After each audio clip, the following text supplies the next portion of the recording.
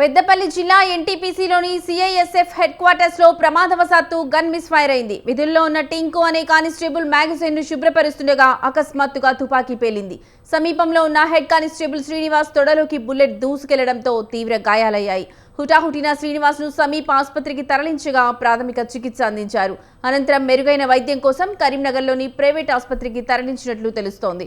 Magazine పేలిన ఘటనపై NTPC యాజమాన్యం గోప్యంగా ఉంచుతుందన్న ప్రచారం జోరందుకుంది. అటు ప్రమాద కారణాలపై సిఐఎస్ఎఫ్ అధికారులు అంతర్గత విచారణ చేపట్టారు.